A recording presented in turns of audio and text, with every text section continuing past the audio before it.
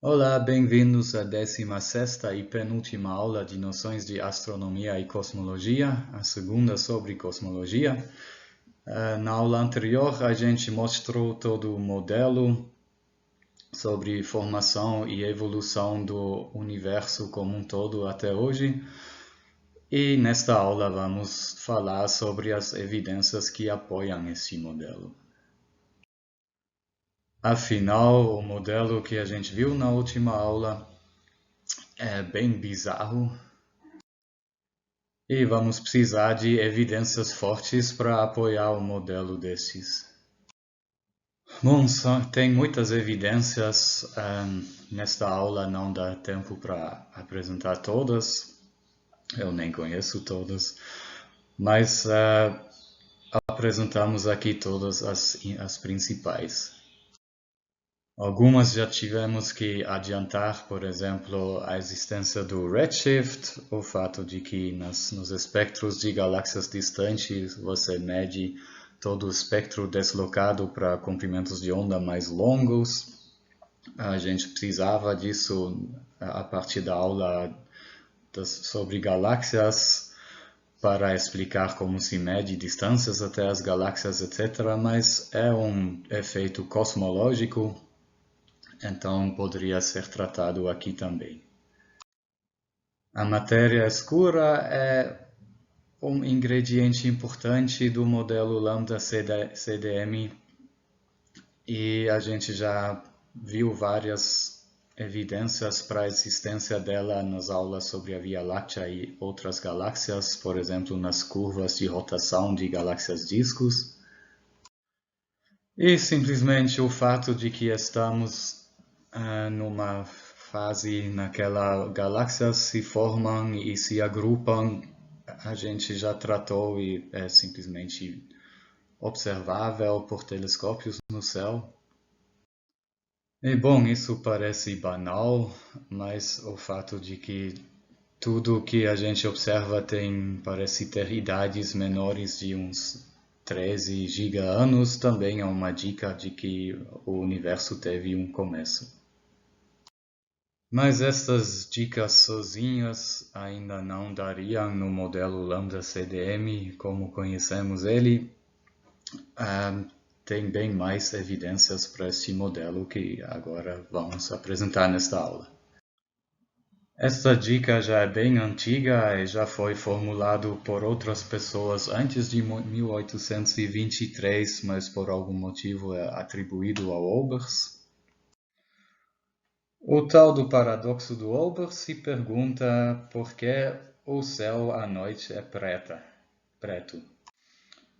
Ele e outros se perguntaram se o universo é infinito e existe desde sempre, então em qualquer direção que você olha, sua linha divisada deveria cruzar uma estrela, e a luz daquela estrela já deve ter chegado no seu olho, já que o universo tem idade infinita e é como está desde sempre. Então, em todas as direções, o céu deveria estar tão brilhante quanto a superfície de uma estrela. Já que isto não é o caso, deve ter algo errado nas suposições iniciais, algo deve ser finito, ou o tamanho do universo que faria que a gente não consegue ver além da borda do universo, né? Ou a idade do universo fazendo que a gente, só luz a partir de uma distância finita teve tempo para chegar em nós.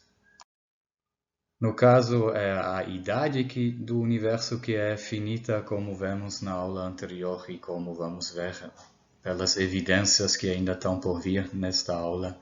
Sobre o tamanho não dá para saber direito, porque afinal a gente só consegue ver até o horizonte de evento.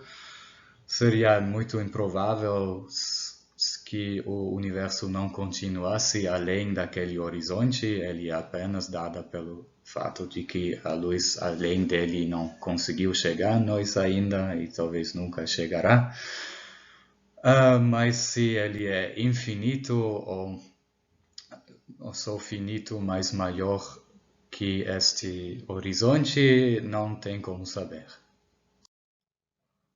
Como dito, o Olbers não foi o primeiro a se fazer esta pergunta. Aqui temos uma lista de pessoas que já se perguntaram isso antes dele. Entre eles, pessoas que nem astrônomos ou cientistas eram, como, por exemplo, Edgar Allan Poe.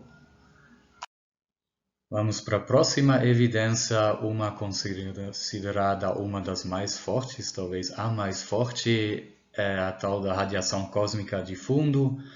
Lembrete da última aula, é uma radiação que foi emitida uns 380 anos depois do Big Bang, numa época erroneamente chamada de recombinação, é quando os átomos se formaram a partir de núcleos e elétrons. Uma vez formulada aquela hipótese de que o universo vem de uma singularidade inicial, foi aliás o Lemaitre quem formulou isso primeiro, houve cientistas que preveram que deve ter tido uma tal da época da recombinação, entre eles o Gamow, o Alpher e o Ehrman, preveram a radiação cósmica de fundo já em 1948, mas levou mais uns quase 20 anos até que ela foi de fato detectada. É uma história bastante interessante atrás daquela primeira detecção da radiação cósmica de fundo. Não vou contar todos os detalhes, quem está interessado na disciplina Introdução à Cosmologia, entramos um pouco mais em detalhes sobre toda a história da cosmologia, incluindo este episódio. Quem detectaram esta radiação primeiro não foram astrônomos ou cosmólogos, foi um par de técnicos que trabalhava para uma empresa de telecomunicações. Estavam testando uma antena que ia ser usada justamente para telecomunicações e detectaram algum ruído que eles não conseguiram eliminar de jeito nenhum. Tentaram de tudo, até limparam o cocô de pássaros que se encontrava dentro da antena, mas nada ajudou. E aí ligaram para uma universidade próxima para saber o que poderia ser esse ruído e chegaram a falar com algum dos astrônomos que justamente estava procurando por esta radiação cósmica de fundo, que se sentiu bem enganado e falou para os seus colegas a frase "Boys, we've been scooped". Então foi uma descoberta por acaso. Restou para aqueles astrônomos que se sentiram enganados. Quem falou a frase, se eu não estou enganado, foi o Dickey. Explicar esta radiação. Mesmo assim, foram os Penzias e o Wilson que ganharam o Prêmio Nobel pela sua descoberta. Mas muito mais recentemente, o Peebles, um daqueles que participou na explicação da radiação, também ganhou o Prêmio Nobel pelas suas contribuições na cosmologia teórica. A moral atrás deste Prêmio Nobel para o Penzias e o Wilson talvez seja: o prêmio foi merecido sim, porque eles não tentaram disfarçar aquele ruído. Eles foram atrás para descobrir o que era. Bom, cada um tira a lição que ele queira desse fato de que eles ganharam esse prêmio Nobel por não ter escondido o ruído que eles detectaram. E desde então, esta radiação cósmica de fundo foi estudada primeiro por balões no topo da nossa atmosfera e mais recentemente por satélites. Cada um desta sequência de 3 satélites operava com resolução espectral e angular maior que o anterior. Cada um trouxe mais avanços. O último, o Planck, também mediu a polarização da radiação cósmica de fundo. E o primeiro desses 3 satélites, o COBE, conseguiu medir o espectro da radiação cósmica de fundo e acaba sendo um dos mais perfeitos espectros de corpo negro que se conhece na natureza. Vocês lembram de estrutura da matéria e física quântica, que cada corpo emite uma radiação térmica, cuja faixa espectral do pico depende da temperatura do corpo. A gente, por exemplo, emite no infravermelho. Normalmente esta radiação não tem uma forma tão bonita quanto nesta figura. O corpo negro é mais um corpo hipotético que na natureza não existe, mas aquele plasma primordial que emitiu a radiação cósmica de fundo emitiu praticamente um espectro de corpo negro perfeito. Na época, o universo e então esse gás ou esse plasma tinha uns 3000 Kelvin de temperatura, então emitiu uma radiação cósmica, uma radiação de corpo negro correspondendo a 3000 Kelvin. Uma radiação de corpo negro de 3000 Kelvin seria no infravermelho e faria bem calor se de todo o céu chegasse a nós radiação infravermelha. O que aconteceu? Esta radiação sofreu um redshift, igual como as galáxias que a gente vê do passado, só que sofreu um redshift ainda maior que as galáxias, já que é a radiação mais antiga que chega a nós. Tem um redshift da ordem de 1090, o que faz que hoje ela está nas micro-ondas e corresponde a um corpo negro de uns 2,7 Kelvin. Então, o fato de que esta radiação está chegando em nós de maneira praticamente homogênea de todas as direções é uma boa evidência de que realmente o universo estava preenchido por esse plasma alguma época no passado distante. E afinal é uma prova de que a tal da recombinação aconteceu. É o mais próximo que conseguimos ver, pelo menos em radiação eletromagnética até o Big Bang. Então é a maior evidência experimental que temos do Big Bang. E pelo fato de que é mais um redshift que medimos, é mais uma prova para a expansão do universo também. E esta descoberta, mais a descoberta da pequena anisotropia, naquela que vamos chegar já, desta radiação cósmica de fundo, também rendeu um prêmio Nobel. Na cosmologia foram ganhos vários prêmios Nobel pelos realizadores do projeto do satélite COBE, o Mather e o Smoot. Olhamos para o espectro, podemos também olhar para a distribuição dessa radiação cósmica de fundo no céu, para fazer um mapa desta radiação do céu.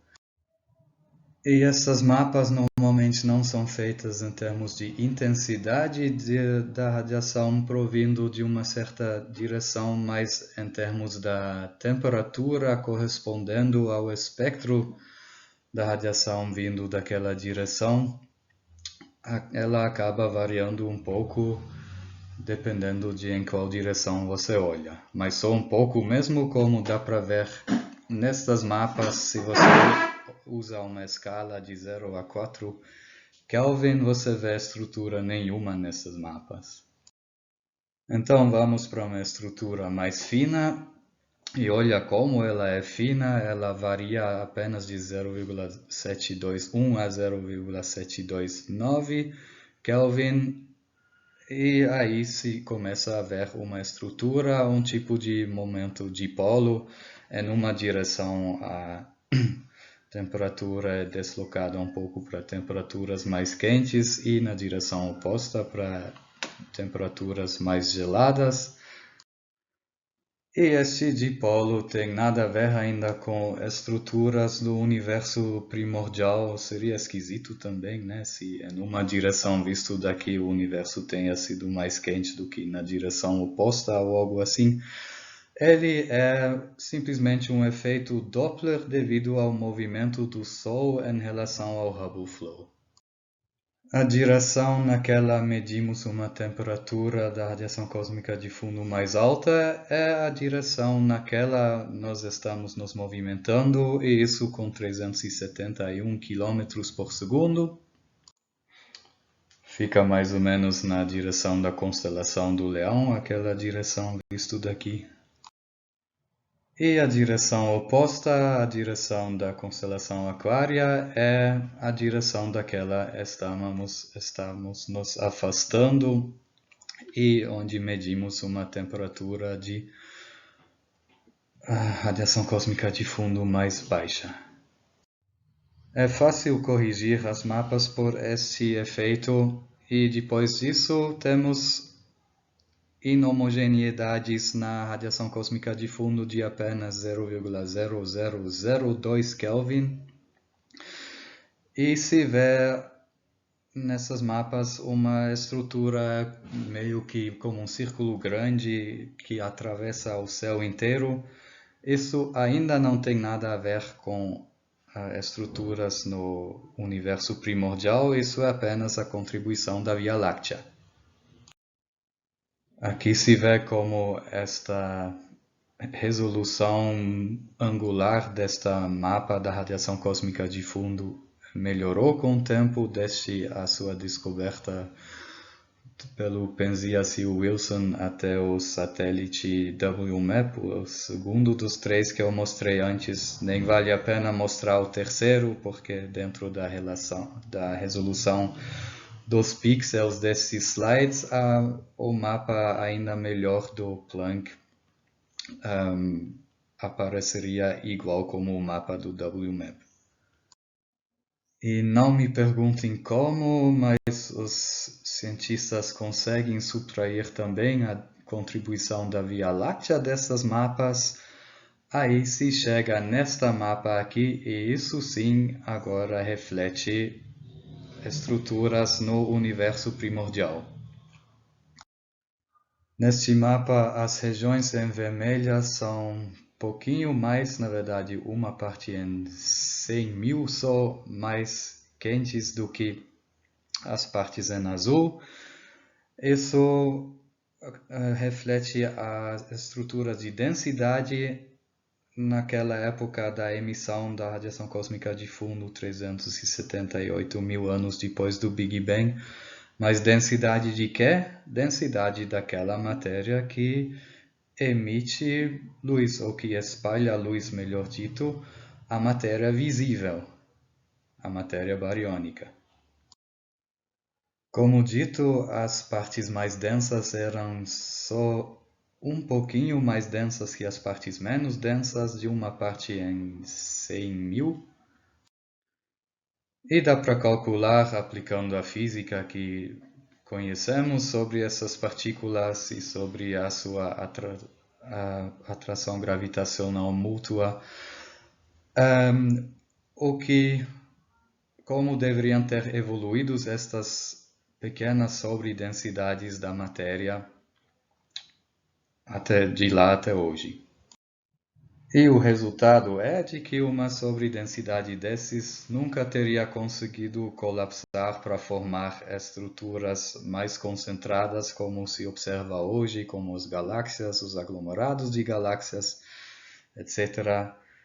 Para isso poder ter acontecido, as sobredensidades devem ter sido uns 1000 vezes maiores do que estas sobredensidades da matéria visível naquela época. E a conclusão que se tira é que já houve outra matéria na época e que naquela outra matéria não visível houve sobredensidades já maiores que podem ter evoluído para formar as estruturas que hoje em dia se vê. E a gente já sabe de outras fontes que existe a tal da matéria não bariônica e que ainda existia em densidade muito maior que a matéria bariônica, a matéria escura não bariônica. E, obviamente, as sobredensidades na matéria escura não bariônica já eram mais desenvolvidas 300, 400 mil anos depois do Big Bang do que o plasma de matéria visível. E continuou colapsando até lá, e com o tempo, desde então, a matéria visível caiu dentro desses poços de potencial gravitacional desta matéria escura não bariônica. Esta conclusão foi tirada a partir das amplitudes das inhomogeneidades das estruturas neste mapa da radiação cósmica de fundo. Também podemos olhar para o espectro angular, para a aparência no céu deste mapa.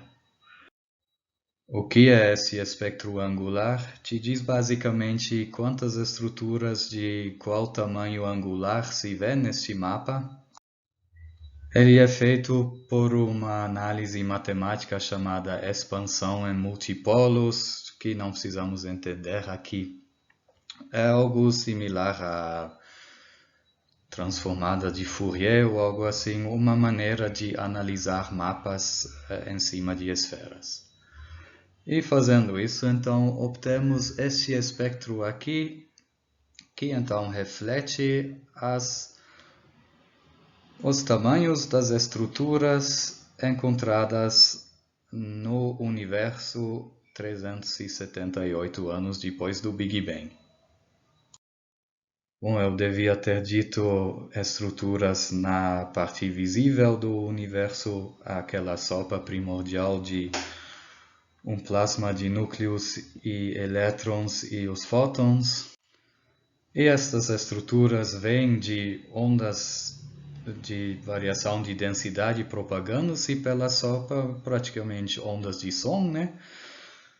E usando um pouco de física deste plasma, dá para calcular o tamanho que estas estruturas devem ter tido na época. Bom, isso eu já disse antes na aula anterior, mas é uma das dicas mais importantes que podemos tirar desta radiação cósmica de fundo, então não faz mal falar isso de novo. Sabendo o tamanho que essas estruturas tinham na época e medindo o tamanho que eles têm no mapa do céu hoje, nos diz algo sobre como a luz provindo dessas estruturas foi curva, ou o caminho dessa luz foi curva no caminho para cá, e nos diz algo sobre a curvatura do espaço e então sobre a densidade total dentro do espaço. A gente viu na aula anterior que a densidade total de tudo que tem dentro do universo influencia na curvatura. E então esta posição do primeiro pico no espectro angular nos diz o tamanho das estruturas como observamos eles hoje, nos diz algo sobre quanta matéria tem no espaço em total. Isso é realmente toda a matéria que tem, matéria visível, mais matéria escura, mais energia escura. E o pico encontra-se exatamente lá onde ele é previsto caso o universo fosse euclidiano, plano. Isso significa que a densidade de tudo no universo soma exatamente a densidade crítica. Tudo conceitos que a gente viu na aula anterior. Mas já sabemos por outros métodos quanta matéria tem dentro do universo e chegamos a apenas uns 31% da densidade crítica. Então deve ter algo a mais no universo somando 69% da densidade crítica do que não sabemos o que é. Isso é uma das primeiras evidências muito indireta para a existência da energia escura. Obviamente vamos ter que ter mais evidências para acreditar nela, mas isso era uma. E não só a posição do primeiro pico desse espectro angular da radiação cósmica de fundo é interessante, mas a altura e posição dos demais picos também fazem afirmações, por exemplo, sobre a densidade da matéria bariônica, sobre a constante de Hubble, sobre o montante de energia escura. Cada um tem uma influência diferente sobre o espectro angular segundo modelos, tal que, pela forma exata desse espectro angular, podemos fazer muitas afirmações sobre o modelo cosmológico mais provável. Um exemplo, a razão entre as alturas dos primeiros dois picos nos diz algo sobre a fração da matéria bariônica. E aí, variando todos os parâmetros possíveis do modelo e ver qual espectro angular modelo se ajusta melhor ao espectro angular medido, conseguimos limitar bastante bem o modelo e chega-se exatamente no modelo lambda CDM apresentada na aula anterior. Segundo aquela, a matéria visível bariônica compõe uns 5% da densidade crítica, a matéria escura mais 26% e a energia escura 69%. Então, a análise detalhada do espectro angular da radiação cósmica de fundo nos dá uma prova para todo o modelo lambda CDM. E quanto à matéria escura, será que tem mais evidências do que aquelas que a gente já viu pelas curvas de rotação das galáxias disco e pela distribuição de velocidade das estrelas em galáxias elípticas e agora pelas estruturas na radiação cósmica de fundo? Tem sim, igual como em galáxias, também podemos tentar determinar as massas dos aglomerados de galáxias. E já em 1933, o Fritz Zwicky, um astrônomo suíço, viu determinando a massa de um desses aglomerados, ou de coma, usando o teorema de Virial, de que estava faltando massa. Isso dá para fazer com outros aglomerados também. O método, não vou entrar em detalhes, mas só mencionando que ele se baseia. Dentro de um aglomerado, as galáxias se movimentam, igual como estrelas se movimentam dentro das galáxias. E também, analogicamente, você consegue medir a velocidade dessas galáxias pelo efeito Doppler através de linhas espectrais. E feito isso, você consegue determinar a dispersão de velocidades e, usando esta fórmula que se baseia no teorema de Virial, calcular a massa total do aglomerado. Na verdade, o que você mede apenas são as velocidades radiais na direção da linha divisada, mas supondo que as galáxias se movimentam em direções aleatórias, aí você sabe que a dispersão de velocidades nas duas direções perpendiculares deve ser o mesmo, e dá para estimar, mesmo assim, esta massa do aglomerado. É o mesmo método que se usa para estimar as massas de uma galáxia elíptica, medindo a dispersão das velocidades das estrelas nela. E fazendo isso, chega-se em massas de 10 a 14 a 10 a 15 massas solares para os aglomerados de galáxias. Um outro método para determinar a massa de um aglomerado é através daquele gás interaglomerado que eu já mencionei, aquele gás que foi tirado das galáxias compondo o aglomerado e que está preenchendo toda a região central do aglomerado. Este gás emite radiação térmica nos raios-x devido à energia cinética das suas partículas, né? Temperatura é isso. E a pressão devido a estas partículas em alta temperatura devem estar em equilíbrio com a gravitação, que tenderia a fazer esse gás colapsar para o centro do aglomerado. E aí, medindo a distribuição espectral desta radiação e a sua intensidade, dá para calcular temperatura e pressão deste gás e, com isso, a massa do aglomerado. E com esse método também se chega em massas de 10 a 14 a 10 a 15 massas solares.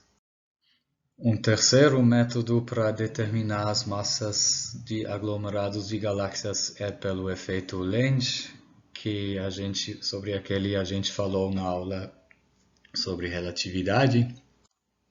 Só de lembrete, massas altas, como justamente aglomerados de galáxias, desviam a luz, tal que vemos as imagens de objetos atrás delas de maneira distorcida. E medindo a distorção dessas imagens dos objetos atrás do aglomerado, galáxias que chamamos galáxias de fundo, dá para determinar a massa do objeto que está fazendo isso, ou seja, do aglomerado. E com esse método chegamos às mesmas massas para os aglomerados, 10 a 14 a 10 a 15 massas solares. Isso é muito bom que os três métodos concordam, apesar de serem totalmente independentes. Então podemos confiar no resultado. Realmente, aglomerados de galáxias têm de 10 a 14 a 10 a 15 massas solares. Só que isso é muito mais do que as massas somadas das estrelas nas galáxias do aglomerado que se observa. Vem a salvação, o gás interaglomerado, que de fato tem até mais massa do que essas estrelas, mas mesmo assim, juntando as massas das estrelas e deste gás, ainda falta a maior parte da massa que se mede pelos métodos de determinação de massa dos aglomerados. Então, eles devem conter mais massa além dessas estrelas e do gás, ou além da parte que conseguimos observar, a matéria bariônica. Então, achamos mais uma evidência para a matéria escura não bariônica. Outra evidência vem desse objeto aqui, o Bullet Cluster. Na verdade, é um par de aglomerados de galáxias em colisão. O que há de especial neste Bullet Cluster? Conseguimos mapear a distribuição de massa visível através desses raios-x que o gás intergaláctico emite, aqui mostrado em vermelho. E também conseguimos mapear a massa total da galáxia usando o efeito lente fraco que apresentamos na aula sobre relatividade, aqui mostrado em azul.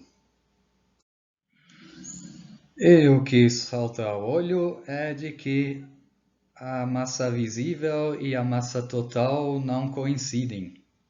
Parece que a maior concentração de massa não está lá onde está a massa visível. Como isso é possível? Porque os dois aglomerados estão em choque e a gente já sabe que a matéria escura não faz muita interação, senão ela não seria escura. Aí, no choque, a matéria escura passou reto dos dois aglomerados, simplesmente elas se atravessaram, e depois do choque fica na frente, enquanto a massa visível, que sofre mais fricção durante o choque, ficou atrás. Então, a maior parte desta massa não pode ser a massa visível, já que ela nem coincide espacialmente com ela. Todos os outros argumentos dava para rebater dizendo que por algum motivo estamos vendo a massa visível, só que estamos subestimando ela ou algo assim. Mas aqui temos um caso onde a matéria escura de fato não coincide com a matéria não escura. e indicando que deve ser outra coisa mesmo. Aí, juntando este argumento a todos os outros que a gente já viu a favor da matéria escura, a maior parte dos astrônomos não duvida mais na existência dela. Ela deve existir mesmo. E a pergunta que não quer calar: o que é a matéria escura não bariônica? A única coisa que sabemos por enquanto é que ela não interage com fótons ou pela força eletromagnética, senão ela não seria invisível. Ou seja, ela praticamente não interage com o resto da matéria, só pela gravitação, talvez pela força fraca, mas não pelas outras duas interações. E na aula sobre a Via Láctea, a gente viu que ela não é machos. Na verdade, machos são bariônicos, então nem se encaixariam em matéria escura não bariônica, mas na época houve a hipótese de que a massa faltante na Via Láctea poderiam ser machos. A gente já falou sobre isso. Aí, mais ou menos ao mesmo tempo, surgiram outras hipóteses, o que poderia ser ela, se não machos. E estas outras hipóteses podem ser resumidas em duas proposições. Uma é que a matéria escura seja quente, hot dark matter em inglês. O que significa isso? Quente significa alta velocidade. Seriam, para terem essas altas velocidades, deveriam ser partículas muito leves mesmo. Um candidato é o neutrino ou outras partículas hipotéticas. E a outra proposta é que ela seja fria, partículas com velocidades um pouco menos altas, que por isso teriam massas mais altas. Em geral seriam, por exemplo, os tais de WIMPs, os Weakly Interacting Massive Particles, com massas de 10 a menos 26 a 10 a menos 24 kg. Mas também se encaixa no Cold Dark Matter partículas chamadas axions, que apesar de terem massas muito baixas, seriam lentas, isso porque eles fariam algum acoplamento com partículas com massa. Nesse sentido nem seriam tão dark assim, mas mesmo assim, por enquanto não detectadas. E existem outras partículas hipotéticas que poderiam ser o Cold Dark Matter. E se não der para determinar exatamente o que as partículas da matéria escura são, dá para pelo menos determinar se elas são hot ou cold. Isso dá sim, porque elas interagem de maneira diferente com o resto do universo. Partículas da matéria escura quente teriam velocidades tão altas, velocidades relativísticas, que nem as maiores concentrações de massa conseguiram mantê-las presas neles, então elas não participariam na formação dessas estruturas.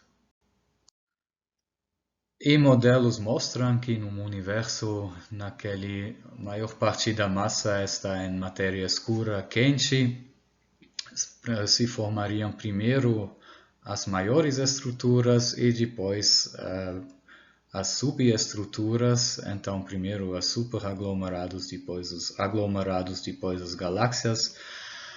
Se chama um cenário desses de top-down. A gente já viu isso na aula sobre formação de galáxias também, no cenário top-down. E o Cold Dark Matter se comportaria de maneira oposta.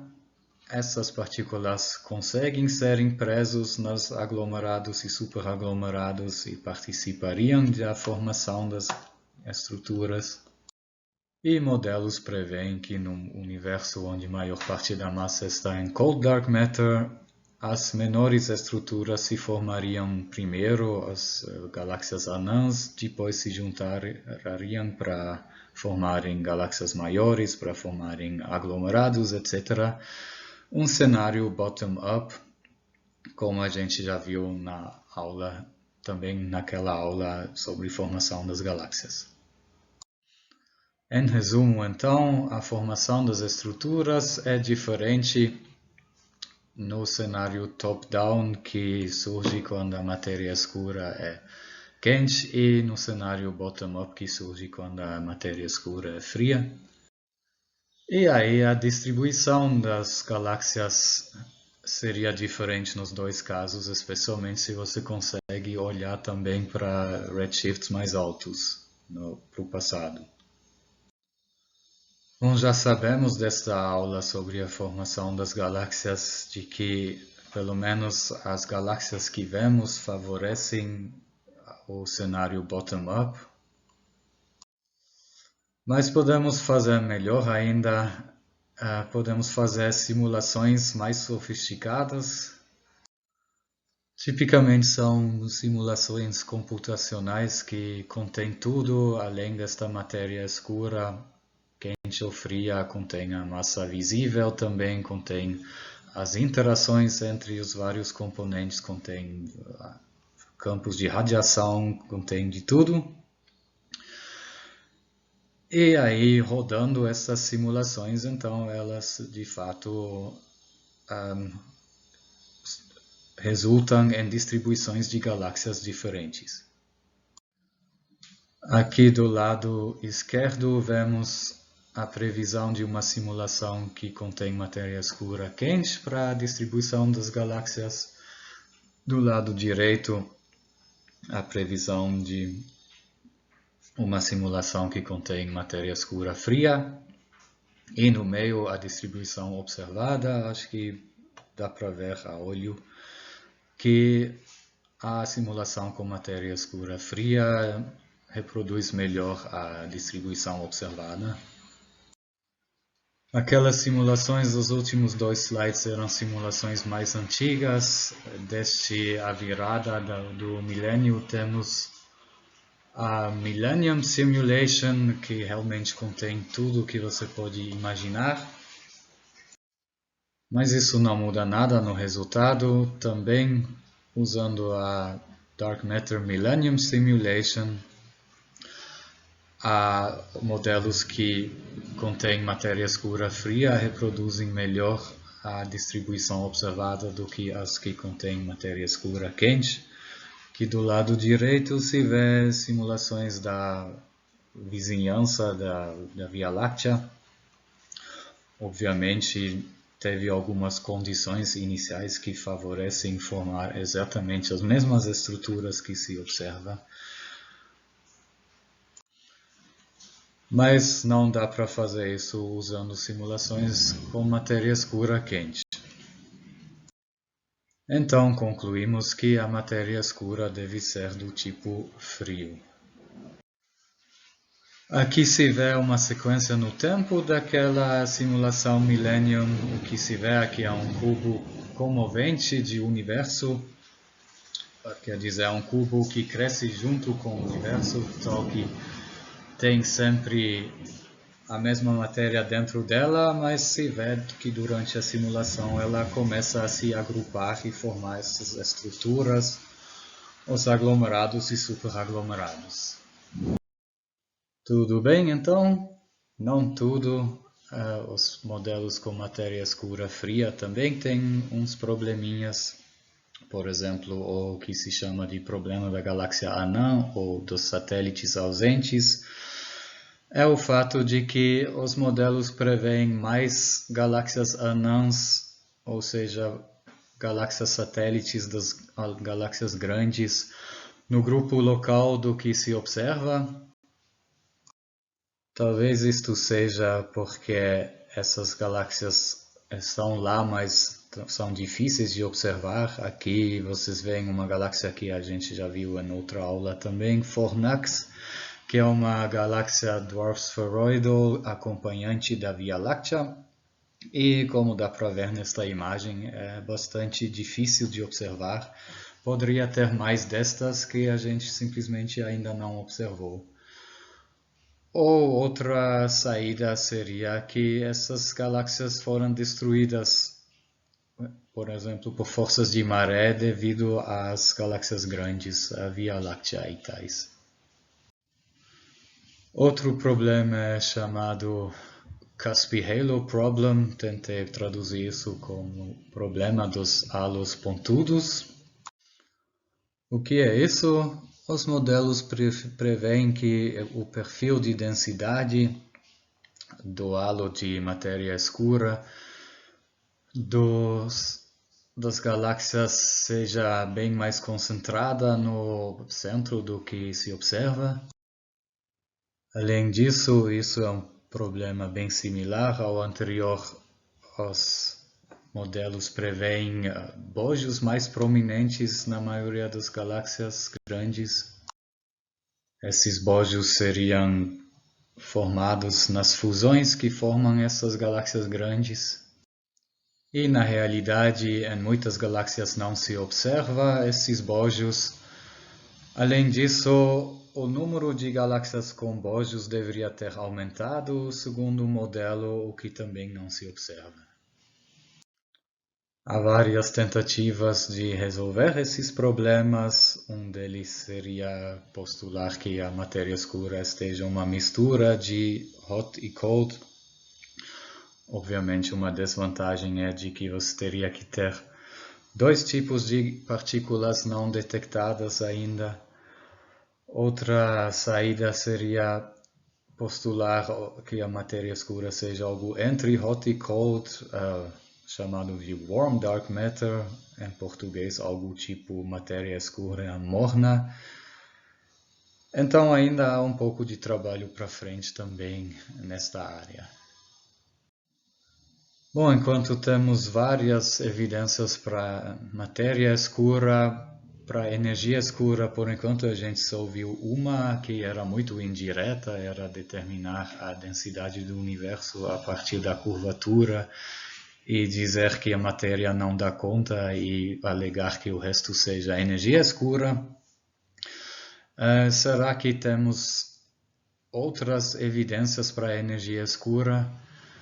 Por exemplo, será que conseguimos evidenciar o efeito que ela deveria fazer segundo os modelos no universo, isso é, de acelerar a expansão nos últimos bilhões de anos?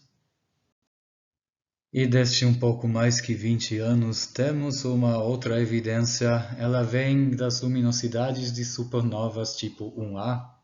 Só de lembrete, supernovas 1A surgem quando uma anã branca ultrapassa por acreção de massa a massa de Chandrasekhar, aí ela explode numa supernova. E já que o cenário que leva a estas supernovas é sempre mais ou menos o mesmo, uma anã branca ultrapassando a mesma massa limite, as supernovas que surgem, chamadas supernovas 1A, sempre têm a mesma luminosidade dentro de poucos décimos de uma magnitude. Aí, supernovas 1A são ideais velas padrão, também porque elas são muito brilhantes e conseguimos detectá-los até galáxias muito distantes.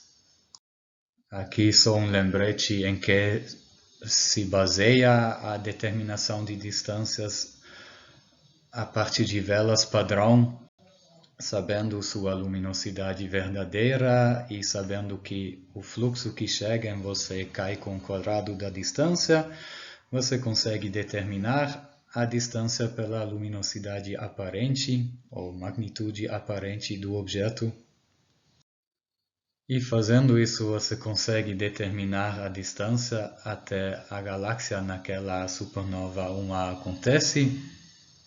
Uma desvantagem, obviamente, é que você precisa flagrar uma supernova 1A acontecendo.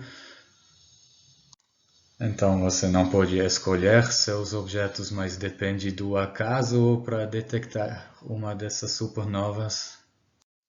E em seguida você pode medir o redshift da mesma galáxia medindo o espectro dele.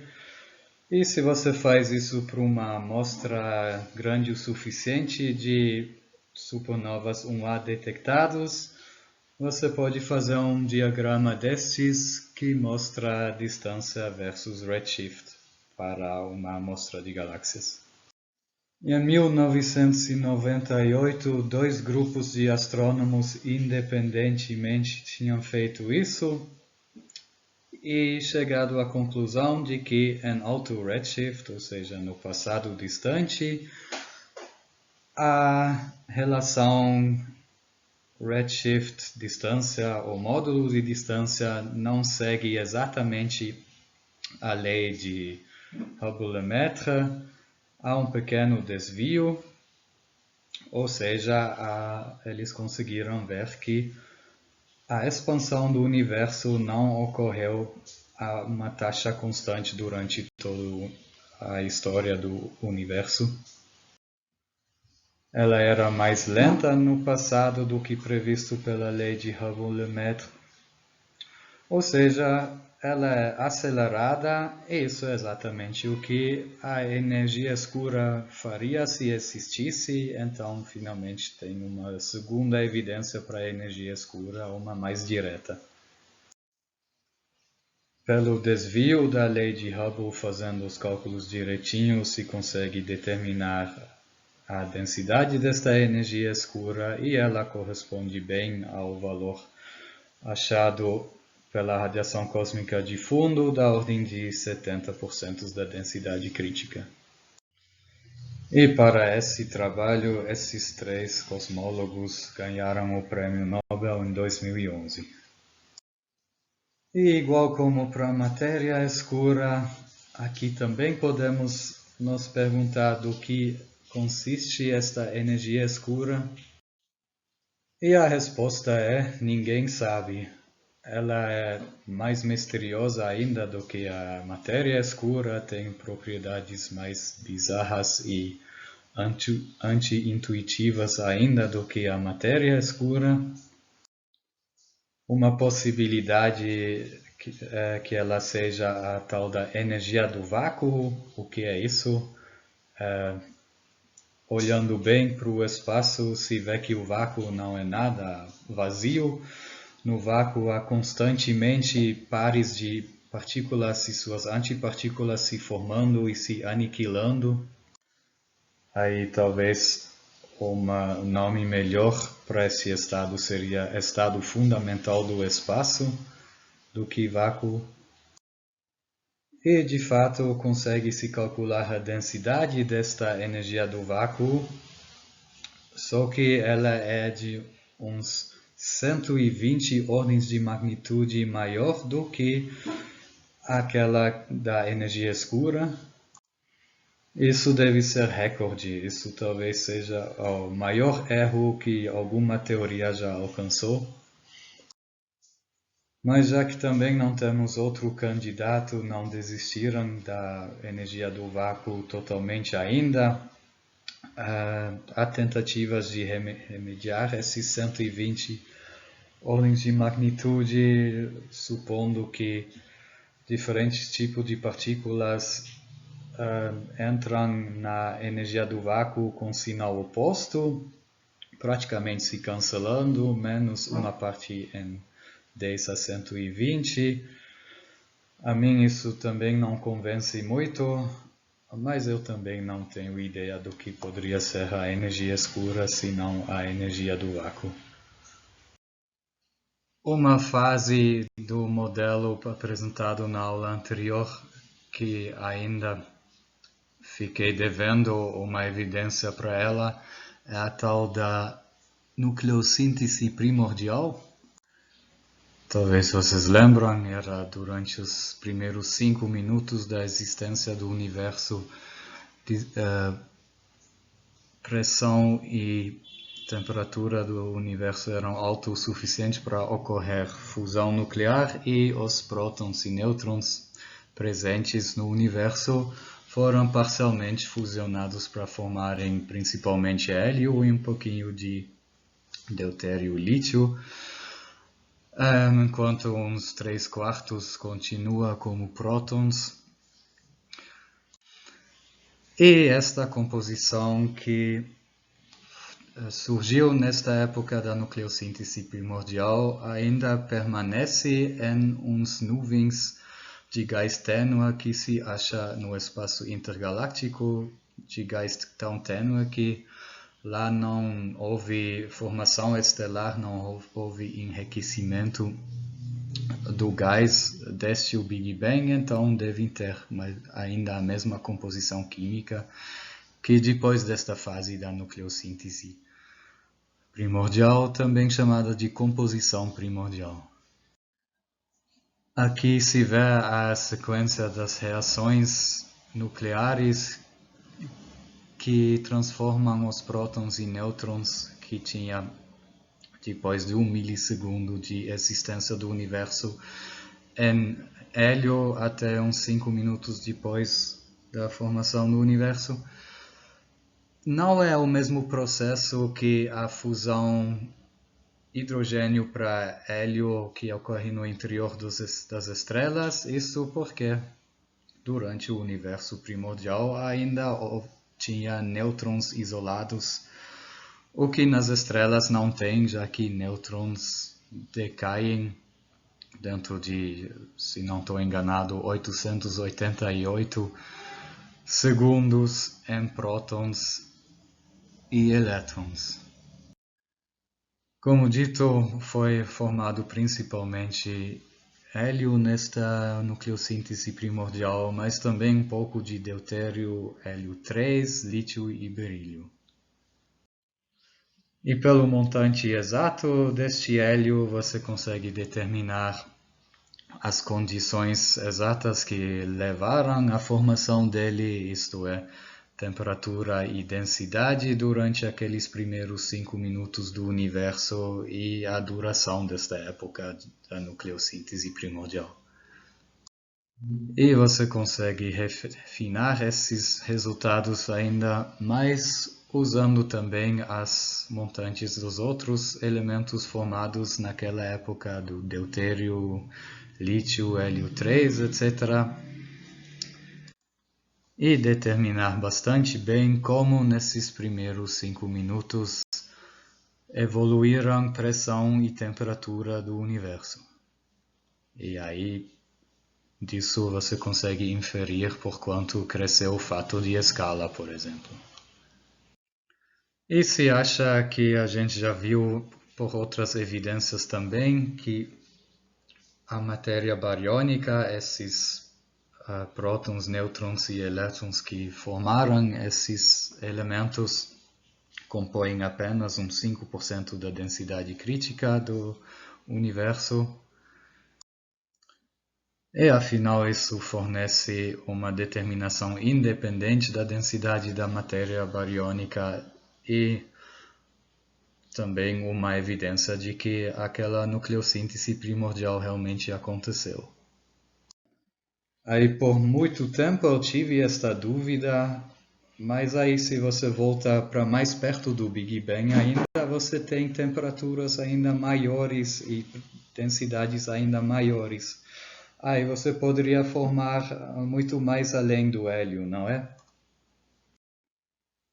E a resposta é porque todo o processo de fusão nuclear tem um gargalo. O próximo passo depois da formação de hélio é a formação de carbono pelo processo triplo alfa.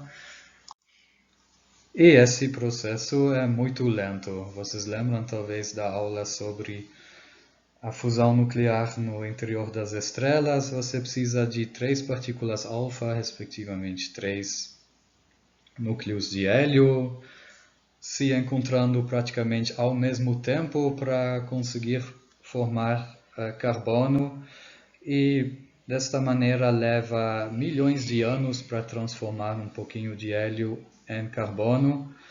E na época da nucleossíntese simplesmente não houve milhões de anos de tempo para fazer isso.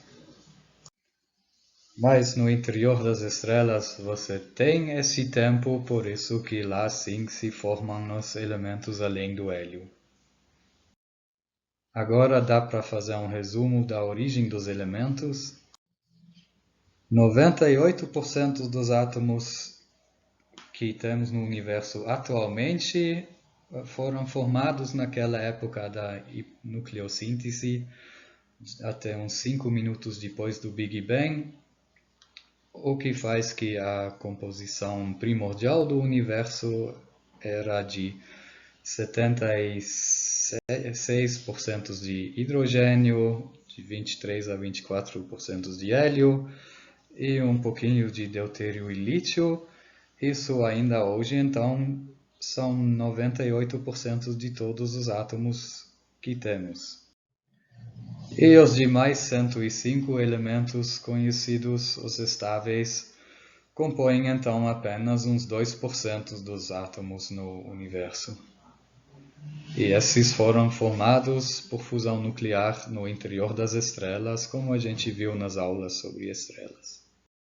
Se vocês têm suas tabelas periódicas nas mãos, talvez vocês venham com a reclamação de que no modelo a gente pulou direto do hélio para o carbono e tem uns elementos entre os dois, o lítio, o berílio e o boro, cuja existência não está explicada ainda por tudo que a gente falou até agora.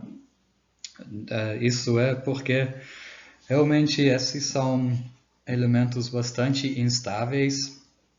Elas de fato são mais destruídas do que formadas no interior das estrelas. O fato de que tem um pouquinho desses elementos mesmo assim no universo é que eles são formados em colisões de raios cósmicos com os elementos mais leves no meio interestelar. Aqui um resumo com as posições dos elementos no sistema periódico. Então, primeiro, na época da bariogênese, foram formados apenas prótons e nêutrons, que hoje não tem mais. O elemento número 1 da tabela periódica. Em seguida foi formada principalmente hélio na nucleossíntese primordial e talvez um pouquinho dos próximos elementos também. Em estrelas de baixa massa se formou a partir deste hélio carbono, nitrogênio e oxigênio. Em estrelas de alta massa e de massa intermediária, todos os elementos até o ferro. Aí, nos raios cósmicos, ainda temos a formação dos elementos que ficaram até parênteses até agora, o lítio, o bóron e o berílio. E, por fim, todos os elementos além do ferro só podem ser formados em ambientes muito extremos, já que para ir além do ferro você tem que investir energia. Isso ocorre apenas em supernovas. Aqui um sistema periódico que eu achei na internet que faz a mesma coisa que eu fiz nos últimos slides, com um pouquinho mais de detalhes. Aqui se vê as abundâncias dos elementos no universo hoje em dia. A escala do eixo Y é logarítmica, dá para ver que de hidrogênio e hélio há muito mais do que do resto. Dos elementos seguintes, lítio, berílio, bóron, há muito pouco, por eles serem muito instáveis. Em seguida, carbono, nitrogênio e oxigênio são os próximos mais abundantes. E dá para ver mais um pouquinho ainda no ferro, que é o elemento com menor energia por núcleo. E a distribuição dos elementos no sistema solar é bastante similar ao gráfico anterior. Realmente, nosso sistema solar é uma boa amostra do universo nesse sentido. Mas dentro do sistema solar a distribuição não é muito homogênea. Na Terra, por exemplo, há quase nenhum hélio e também muito menos hidrogênio do que se há no resto do sistema solar. Aqui temos um gráfico com as abundâncias dos elementos na Terra. Vamos para uma evidência que eu acho menos importante, que às vezes no presencial, quando o tempo está apertado, eu pulo, que é o pico das oscilações acústicas bariônicas. Que raios é isso? Para entender isso, temos que voltar um pouco para a parte sobre a radiação cósmica de fundo. Lá a gente viu que há tamanhos preferidos de estruturas no universo. E já que o universo expandiu desde então, estas estruturas típicas devem se refletir em tamanhos de estruturas típicas hoje em dia. E cálculos baseados no nosso modelo Lambda-CDM prevêem que os tamanhos típicos, que eram na época de uns 200 kPa de tamanho, devem hoje em dia ter uns tamanhos de 140 megaparsec. E de fato, fazendo uma amostra de todas as galáxias acima de uma certa magnitude limite na nossa vizinhança, determinando todas as distâncias entre pares dessas galáxias e aplicando um método estatístico chamado função de correlação de distâncias intergalácticas, se acha que justamente esta distância de 140 megaparsec ocorre com mais frequência do que se a distribuição de galáxias fosse totalmente aleatória. Então, se vê ainda hoje estampada na distribuição das galáxias as estruturas primordiais, o que fornece mais uma evidência para o modelo Lambda-CDM. Ainda não falei nada sobre esta época, a tal da inflação primordial. Talvez vocês lembram da apresentação de todo o modelo da aula anterior, que segundo o modelo houve uma fase naquela o universo cresceu exponencialmente por um fator da ordem de 10 a 50 dentro de um tempo curtíssimo, 10 a menos 34 segundos. Obviamente, deve ter motivos para postular uma fase destas. Vamos ver quais evidências tem para esta fase da inflação. Sem ela, temos vários problemas, por exemplo, o problema do horizonte. E o problema do horizonte faz a seguinte pergunta: por que a radiação cósmica de fundo é tão homogênea?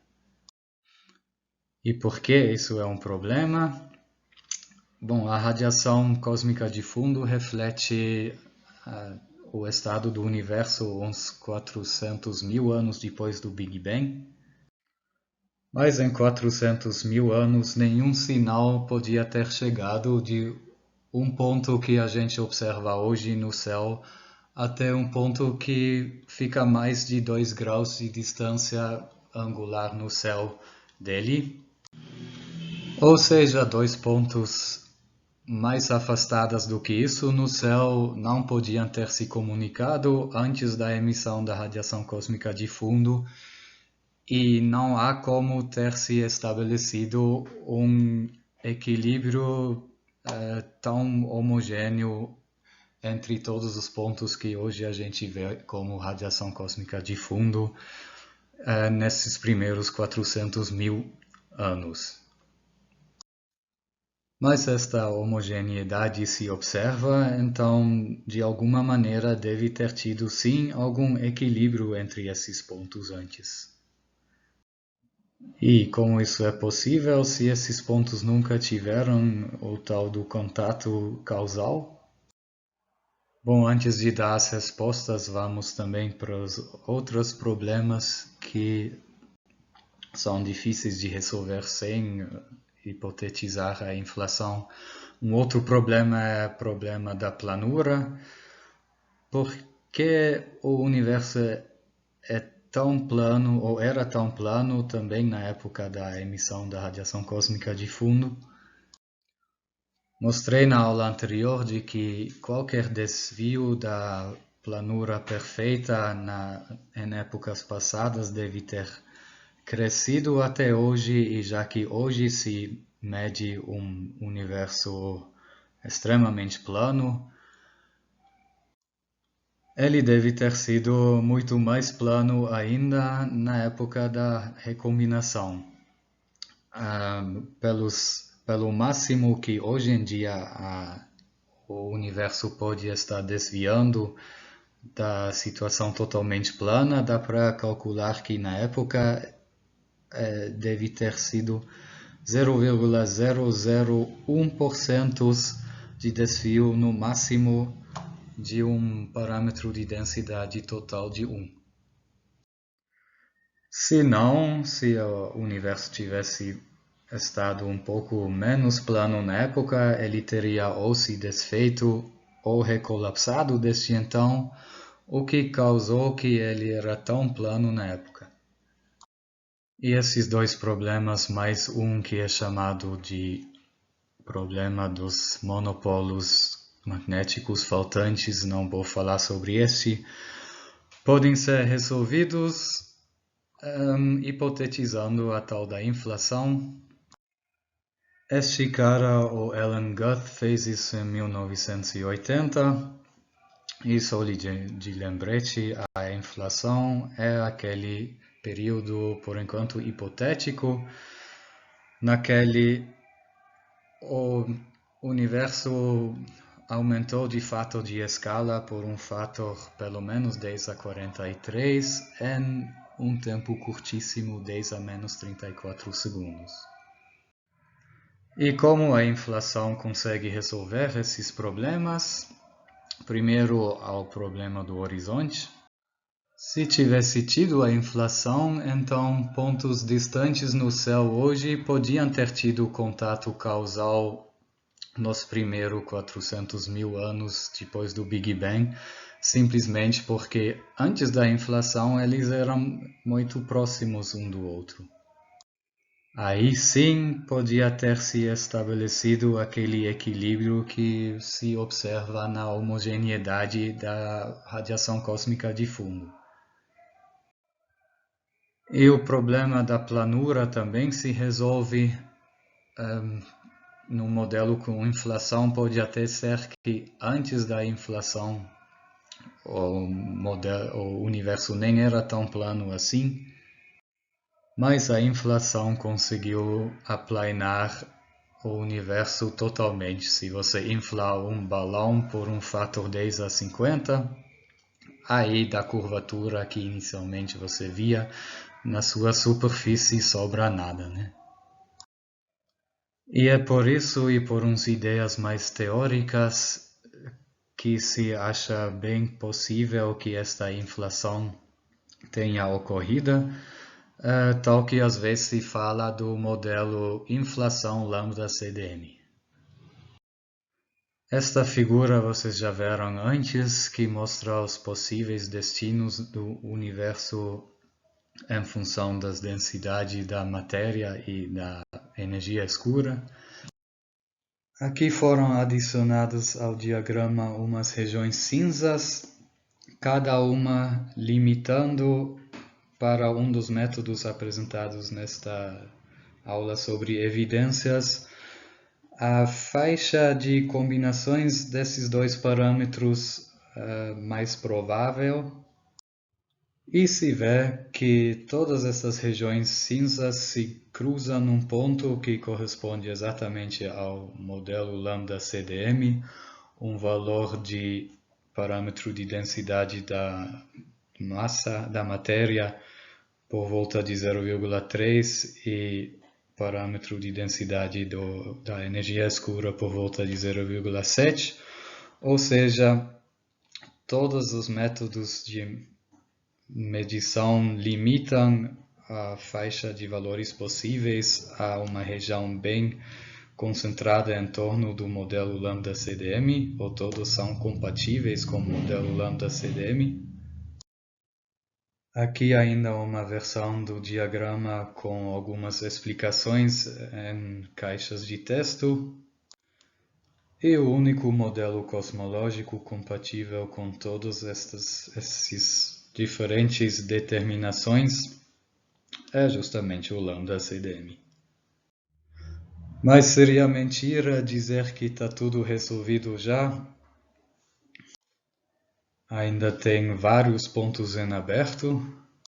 O mais gritante provavelmente é o fato de que 95% do universo é coisa que a gente não sabe exatamente o que é.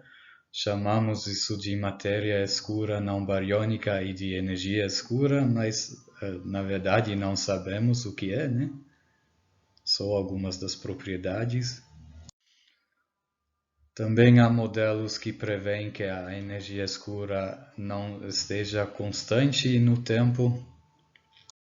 Os primeiros 5 vezes 10 a menos 44 segundos do universo ainda não conseguimos modelar isso porque ainda não conseguimos unificar a teoria da relatividade com a teoria da física, da mecânica quântica.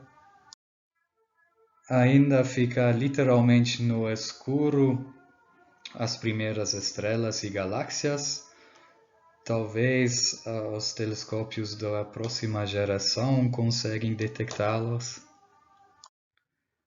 Mas o lambda CDM consegue explicar muitas coisas e provavelmente está no caminho certo. E aí, se temos um modelo que descreve a evolução do universo, obviamente seria interessante extrapolar ele para o futuro para poder prever como nosso universo evoluirá no futuro. Um pouco eu já falei na aula anterior, então se nosso modelo estiver certo, isso é, se não tiver nada faltando nele, aí as galáxias vão se afastar cada vez mais rapidamente uma da outra até cessar o contato causal entre elas. Cada galáxia não consegue mais observar as outras ou receber sinais das outras. Aí o universo fica o que se chama causalmente fragmentado. Cada galáxia é como uma ilha isolada. Dentro das galáxias as coisas também chegam a um fim.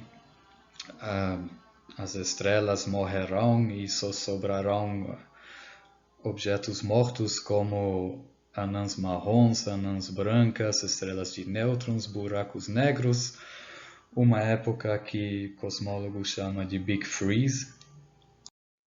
E se extrapolamos a aceleração da expansão do universo ainda mais para o futuro, aí chegamos num ponto onde tudo se desfará, as galáxias, os objetos dentro das galáxias e, por último, as partículas elementares, algo que o cosmólogo chama de Big Rip.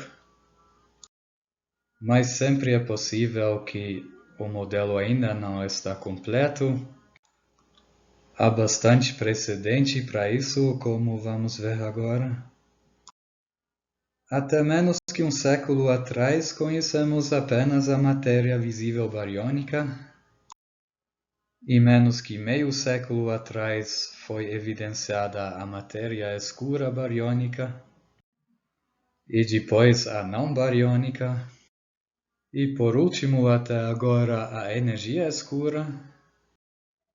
Então nada exclui que algum dia será descoberta mais uma componente que derrubará todo o modelo e fará necessário um modelo novo. Mas por enquanto conseguimos explicar as observações bastante bem com lambda CDM. Mesmo assim podemos nos perguntar, não teria outros modelos que também explicam as observações que temos até agora? Não existem outros modelos cosmológicos? E a resposta é sim, existem e até muitos. Aqui uma lista não completa de outros modelos.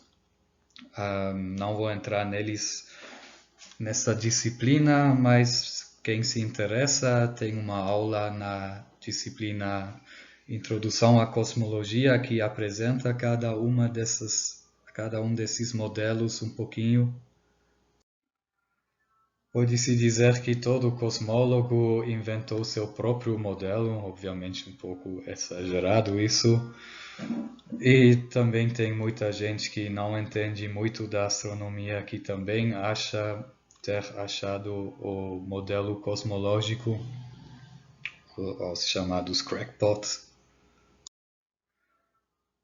Mas vários desses modelos enumerados no site anterior ou já são descartados por não serem compatíveis com as observações, ou são mais complicados e menos plausíveis que Lambda CDM, e a navalha de Occam diz que se você tem duas teorias que conseguem explicar as observações, você deveria favorecer o mais simples.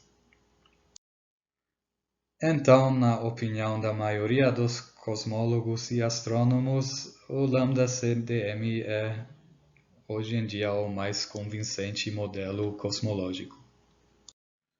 Para terminar esta aula, ainda algumas ideias do que pode ser feito no futuro para melhorar o modelo ou limitá-lo melhor. Uma coisa é continuar os experimentos e observações que já estamos fazendo, só que cada vez com maior precisão e cada vez vai limitar os parâmetros cosmológicos melhor. Dependendo da massa que elas têm, talvez dê para gerar as partículas da matéria escura, daquelas que não sabemos o que elas são. Se isso der certo e conseguirmos detectá-los, talvez isso ajuda também a saber mais sobre eles e identificá-las. Poderíamos tentar elaborar detectores para detectar diretamente a matéria escura, afinal ela deve nos permear toda hora, só que para detectar algo, para saber como detectar, seria melhor saber o que é, né?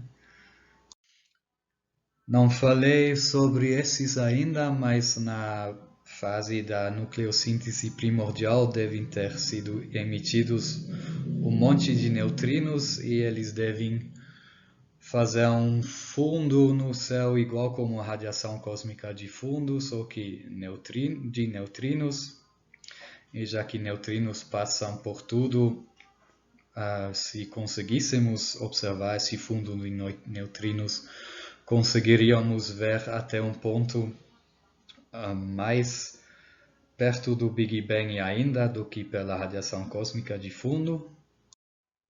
Mas isso deve ser muito difícil, especialmente porque esses neutrinos hoje em dia devem estar de muita baixa energia.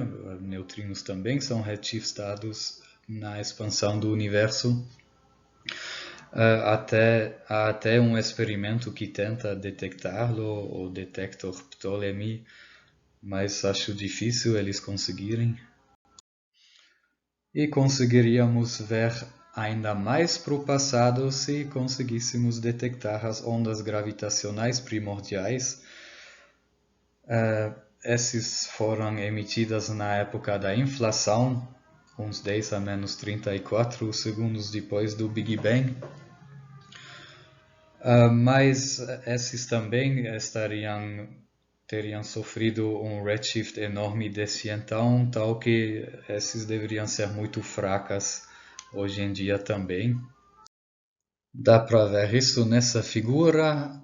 As áreas coloridas são diferentes tipos de neutrinos que os modelos preveem que devem estar presentes no universo. E as linhas pretas são os limites de detecção dos detectores atuais e futuros de ondas gravitacionais que temos. Um exemplo do lado direito, temos aquela parte em amarela, são os neutrinos emitidos em fusões de buracos negros estelares, é bem para a direita, porque são ondas gravitacionais de alta frequência por padrões de ondas gravitacionais, e a altura então mostra o qual intenso, qual a amplitude dessas ondas gravitacionais que se prevê que elas tenham. E o fato de que a curva preta do LIGO cruza esta região amarela significa que o LIGO deveria conseguir detectar essas ondas gravitacionais, e de fato, como sabemos, o LIGO conseguiu detectar neutrinos devido a esse tipo de...